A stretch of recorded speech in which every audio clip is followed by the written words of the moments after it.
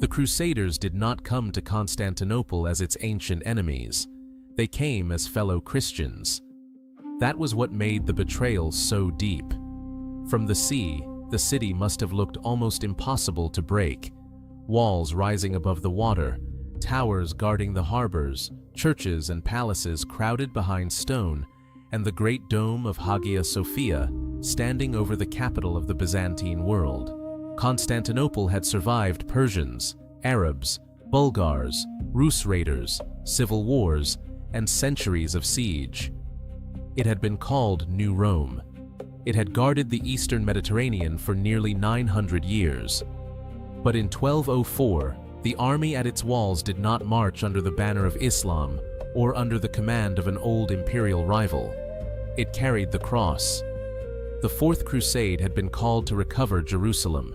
Its declared enemy was not Byzantium, but the Muslim powers that held the Holy Land. Yet through debt, ambition, politics, Venetian strategy, dynastic intrigue, and a chain of decisions that became harder to reverse with each step, the crusade turned away from its purpose. It attacked a Catholic city at Zara. Then it sailed to Constantinople. Then it placed a claimant on the Byzantine throne. And when promises failed, money ran out, and trust collapsed, it conquered the greatest Christian city in the world. The sack of Constantinople in April 1204 did not kill the Byzantine Empire immediately. Byzantine's successor states survived in Nicaea, Epirus, and Trebizond. In 1261, the Byzantines would even recover Constantinople from Latin rule. But the city they regained was poorer, weaker, and permanently damaged. The old imperial system had been fractured. Its wealth had been stripped. Its population had suffered. Its authority had been broken before the eyes of the world. The Fourth Crusade did not end Byzantium in one day. It broke the body from which Byzantium never fully recovered. Our understanding of the Fourth Crusade comes from Latin, Byzantine, and later historical traditions, each marked by its own loyalties and wounds. Geoffrey of Villehardouin, a participant on the Crusader side, gives one of the most important Latin narratives. Robert de Clary preserves a different Frankish perspective, often more focused on wonder, rumor, and the experience of ordinary knights. From the Byzantine side, Nikitas Choniates gives a deeply wounded account of political failure, invasion, and sack. These sources are invaluable, but they are not neutral. They defend, accuse, explain, grieve, and sometimes justify. The broad facts are clear enough. A crusade meant for the eastern Mediterranean never reached its intended target. Venice became central to its direction. A Christian army attacked Christian cities, and Constantinople, the capital of the Eastern Roman world, was plundered by men who had sworn vows to fight for the Holy Land. To understand how such a thing happened, we have to begin with the failure of earlier crusading hopes. Jerusalem had fallen to Saladin in 1187 after the disastrous Crusader defeat at Hattin. The Third Crusade recovered important coastal positions, especially Acre, but it did not restore Christian control of Jerusalem. For Latin Christendom, the loss of the Holy City remained a spiritual and political wound. The papacy continued to call for renewed effort. The crusading movement still carried enormous emotional force, but it also depended on money, ships, logistics, nobles, kings, and political cooperation. Pope Innocent III, elected in 1198, wanted to revive crusading energy under papal leadership. The plan that emerged aimed not directly at Jerusalem, but at Egypt. This made strategic sense.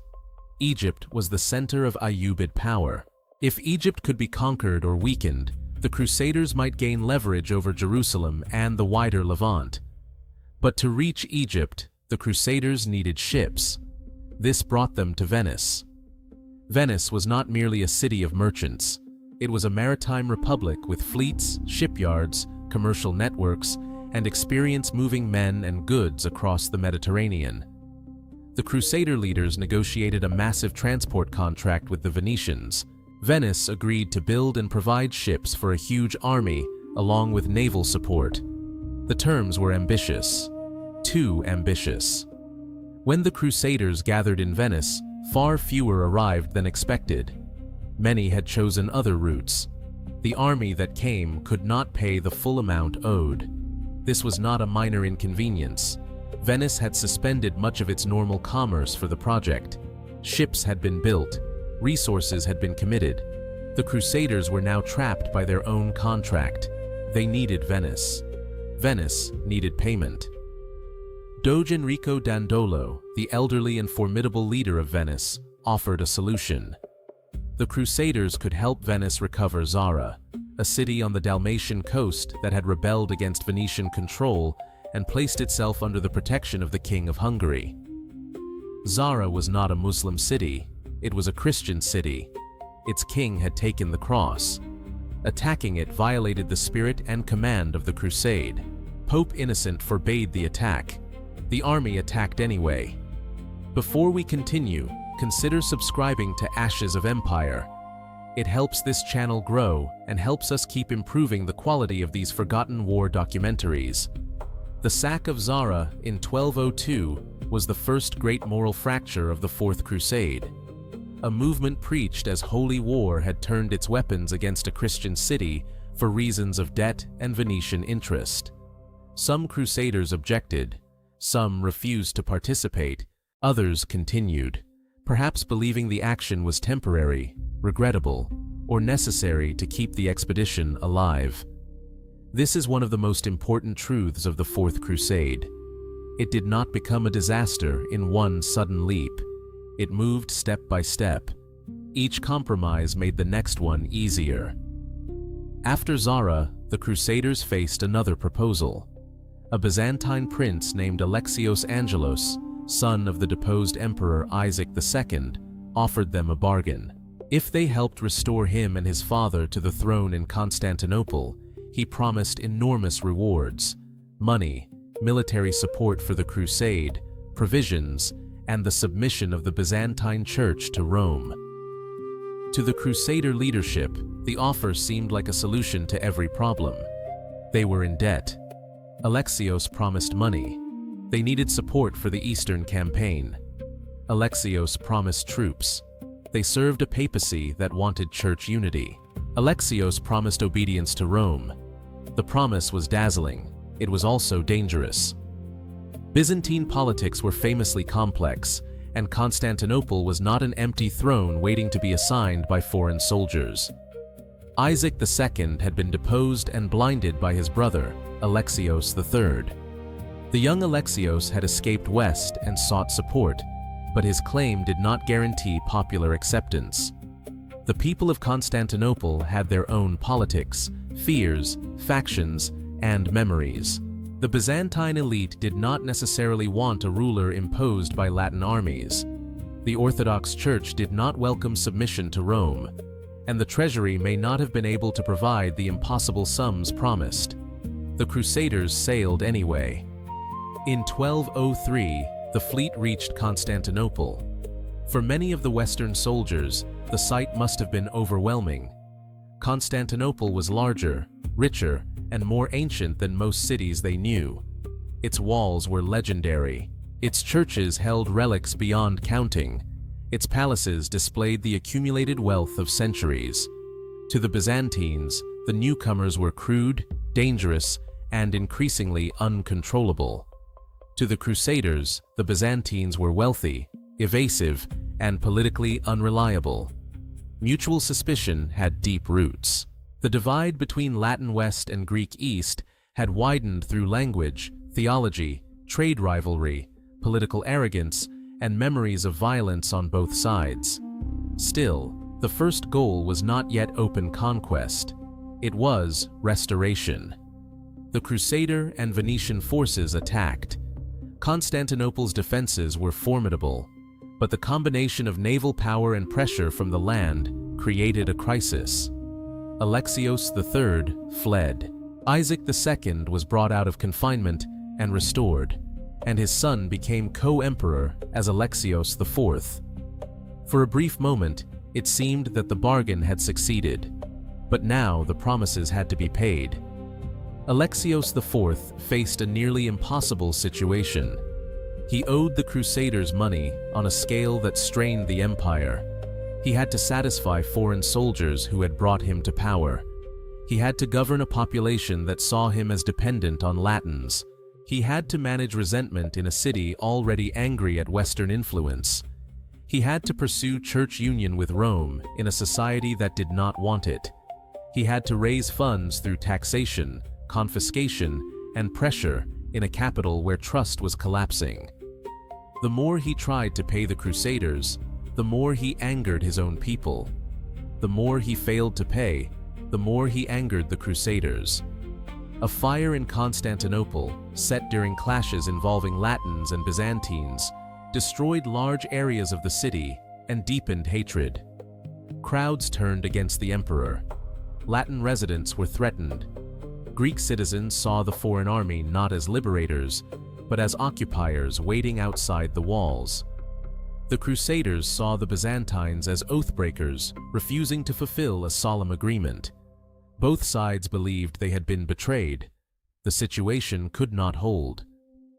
In early 1204, Alexios IV was overthrown. A new emperor, Alexios V Doukas, known as Mortzouphlos, took power and rejected the Crusaders' demands. Alexios IV was imprisoned and killed. Isaac II also died. The agreement on which the Crusaders had justified their presence was gone. The Crusader leadership now made the decisive turn. They would conquer Constantinople for themselves. This decision was extraordinary. The army that had sworn to recover Jerusalem was now preparing to seize the capital of the Christian empire that had once been the shield of the Eastern Mediterranean. The Venetians and Crusader leaders drew up plans for dividing the empire before the final assault. This was no longer a debt crisis or a dynastic intervention. It was a planned conquest. The first major assault in April failed. The second succeeded. On April 12, 1204, the Crusaders and Venetians broke into Constantinople.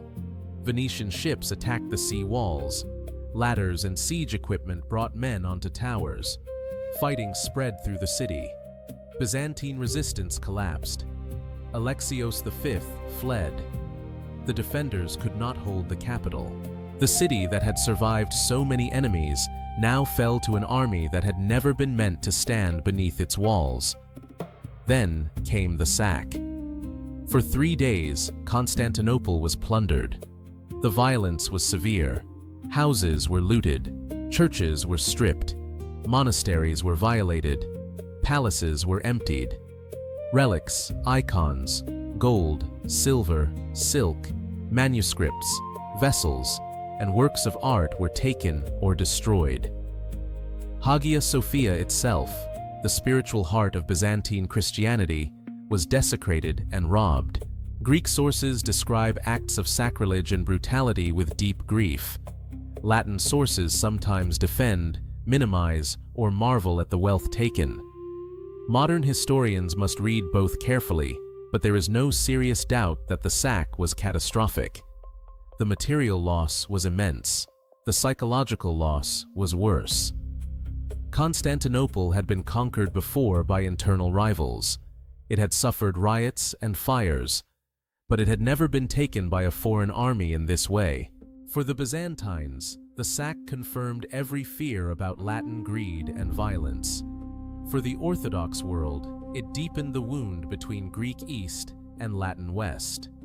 For the crusading movement, it became one of the darkest contradictions in its history.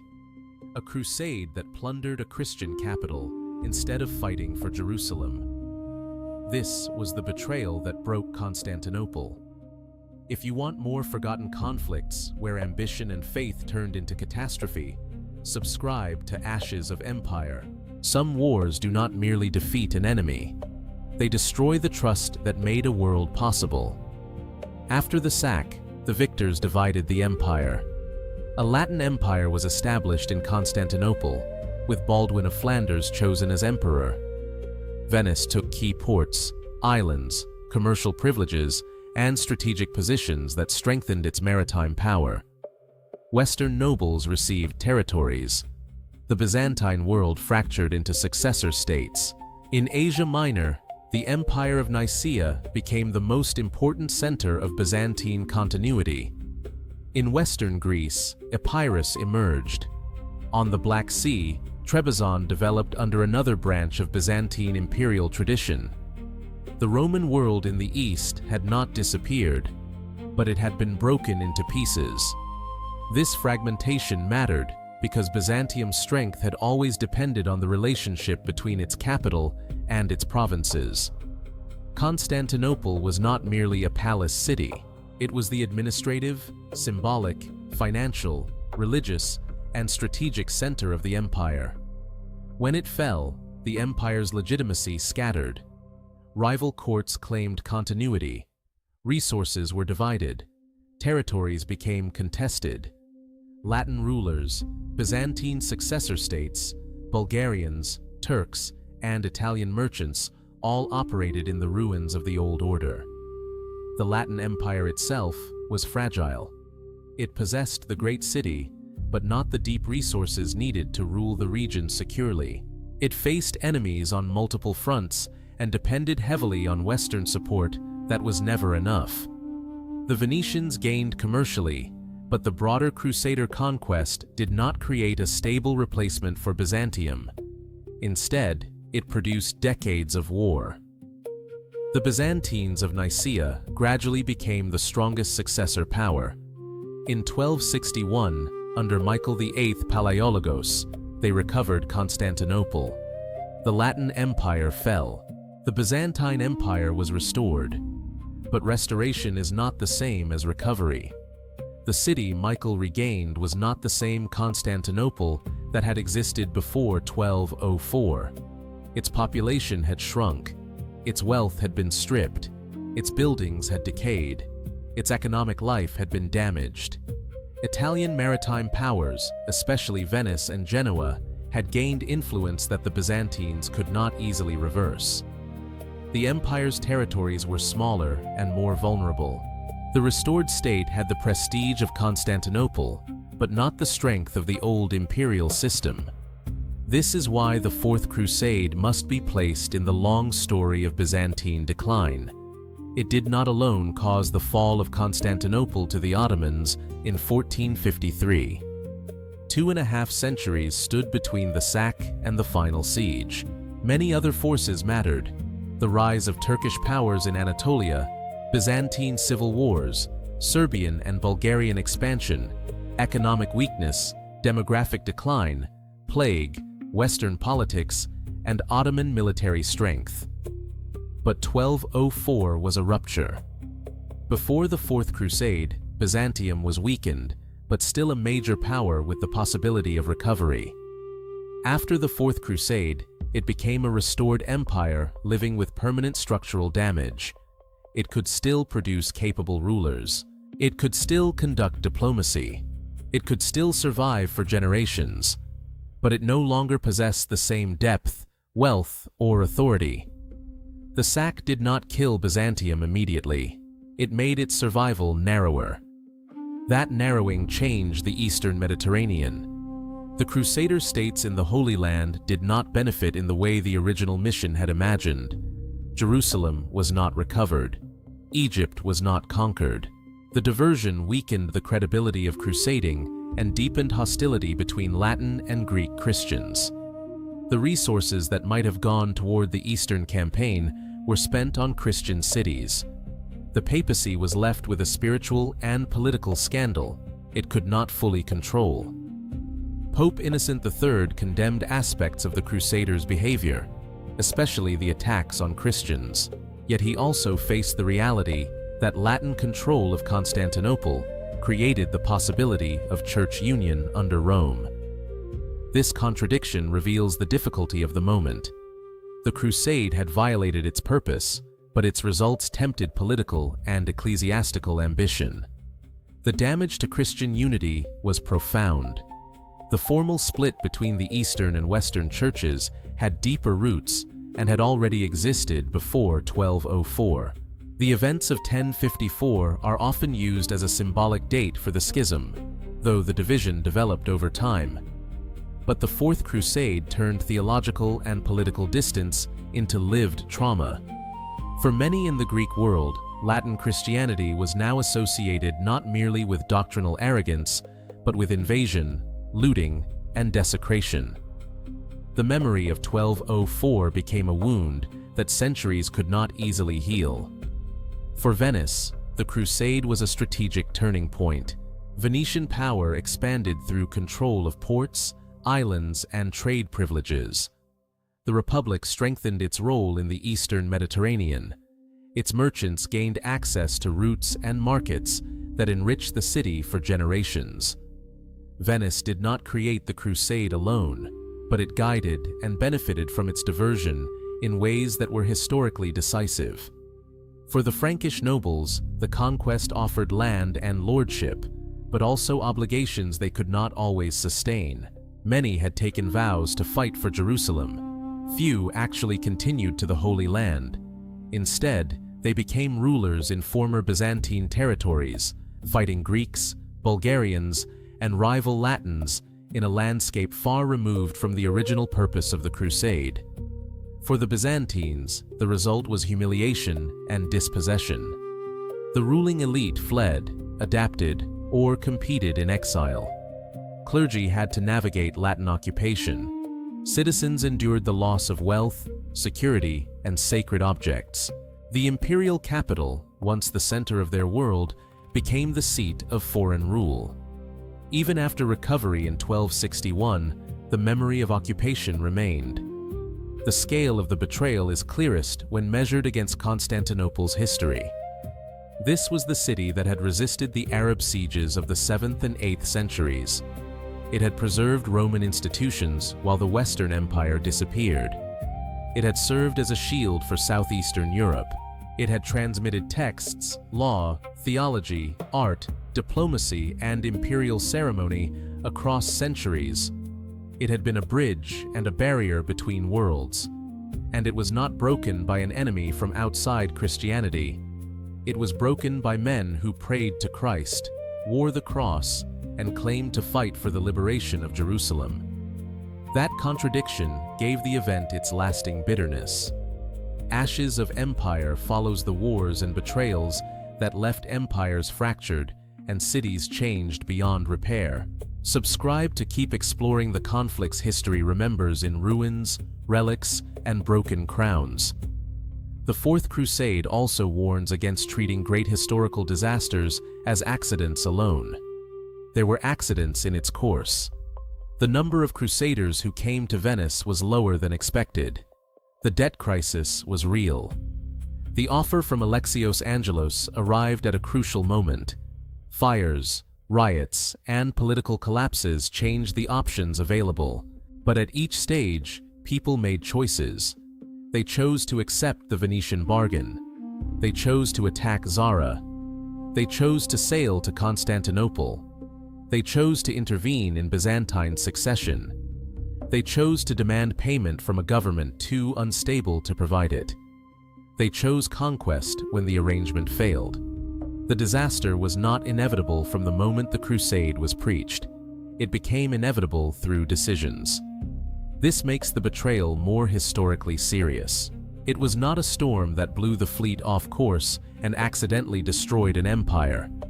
It was a sequence of moral, financial, and strategic compromises that turned a religious expedition into an act of imperial violence against another Christian power. The Byzantines were not innocent of all political failure. Their court politics helped create the opening. Isaac II had been overthrown. Alexios III had weakened the state. Alexios IV promised what he could not safely deliver. Alexios V seized power in crisis. The empire's internal instability made foreign manipulation possible. A stronger Byzantine state might have resisted the crusade more effectively or prevented the crisis from reaching the walls. But internal weakness does not erase external responsibility. The Crusaders and Venetians chose to exploit that weakness, and Constantinople paid. The long-term consequences stretched far beyond the city. The weakened Byzantine world struggled to resist Turkish expansion in Anatolia. The restored empire after 1261 was forced into exhausting wars and diplomacy. It often lacked the resources to defend all frontiers at once. Italian commercial dominance reduced imperial revenue. Civil conflict in later centuries further weakened the state. When the Ottomans rose, Byzantium was no longer the empire that had once commanded Asia Minor and the Balkans. It was a shrinking power whose capital carried more prestige than strength. The road to 1453 did not begin only in 1204, but it passed through it. The Crusaders who broke Constantinople did not intend to prepare the way for Ottoman conquest centuries later. History rarely moves with such conscious design. Yet their actions damaged the very Christian empire that had long stood between the Latin West and the powers of the Eastern Mediterranean. By weakening Byzantium, the Fourth Crusade changed the balance of the region in ways its participants could not control. The betrayal outlived the betrayers. There is another tragedy in the story. The original goal of the Crusade was never achieved. Jerusalem remained outside Latin control. The energy that might have been directed toward Egypt or the Levant was spent in the Adriatic and the Bosporus. The army that had sworn to fight for the Holy Land became famous for the sack of the greatest Christian city of the age. In that sense, the Fourth Crusade failed twice. It failed morally in what it did. It failed strategically in what it did not do. The men who entered Constantinople found wealth beyond anything many had imagined. Relics, icons, jewels, gold, silver, manuscripts, statues, silk, and sacred objects gathered over centuries. Much of it was carried west. Some treasures entered churches in Venice and elsewhere. The bronze horses of St. Mark, taken from Constantinople, became one of the most famous symbols of that transfer. What had been imperial and Byzantine became trophies of Latin victory. Objects moved, power moved, memory moved, but the violence remained attached to them. For the people of Constantinople, the sack was not a chapter in crusading strategy. It was the invasion of homes, sanctuaries, and streets. It was fear in a city that believed its walls had always been the final protection. It was the sight of foreign soldiers inside churches. It was the realization that the capital of the Roman world in the East had become a prize to be divided by outsiders. The city would survive, but it would never again be untouched. That is why the Fourth Crusade belongs among the great ruptures of medieval history. It did not simply redirect an army. It redirected the fate of a civilization. It transformed crusading from a movement aimed at Jerusalem into a weapon that could be used against Christians. It transformed Constantinople from an imperial capital into conquered property. It transformed the Byzantine Empire from a wounded power into a fractured inheritance. The betrayal was not only against Byzantium. It was against the idea that the Crusade had a sacred discipline higher than hunger, debt, ambition, and greed. At Constantinople, that idea failed. The walls were breached. The city was plundered. The empire was divided. The Crusaders who had set out for Jerusalem became the conquerors of New Rome. And from that moment, the Byzantine world entered its final centuries, carrying a wound that never fully closed. The Fourth Crusade did not end with the last chest of treasure loaded onto a ship. It continued in the Latin Empire's fragile rule. It continued in the exile courts of Nicaea and Epirus. It continued in the bitterness between Greek and Latin Christians. It continued in the weakened empire, restored in 1261. It continued in the memory of a city that had been betrayed by those who came wearing the sign of the cross. When Constantinople finally fell to Mehmed II in 1453, the defenders stood in a city that had already been broken once before. The walls still rose. Hagia Sophia still stood. The imperial name still lived. But the deep resources of the older empire were gone. The Fourth Crusade had helped take them. That is the final weight of 1204, not the instant death of Byzantium, the breaking of its future. The Crusaders came east, speaking of Jerusalem and salvation. They left behind a Latin throne in Constantinople, a divided Byzantine world, and a wound in Christian memory that no later apology could easily erase. The betrayal was not only that they attacked a city, it was that they attacked the city that had preserved the Eastern Roman world for centuries, and in doing so, made that world permanently weaker before enemies yet to come. On the Bosporus, the sea kept moving as it always had. Ships came and went, relics were carried away, palaces emptied, churches darkened, and the city that had once believed itself protected by God, walls, and empire learned that ruin could arrive not only from the armies of strangers, but from those who claimed to share its faith. The Fourth Crusade did not reach Jerusalem, it broke Constantinople. And in breaking Constantinople, it broke the Byzantine world's last great chance to remain whole.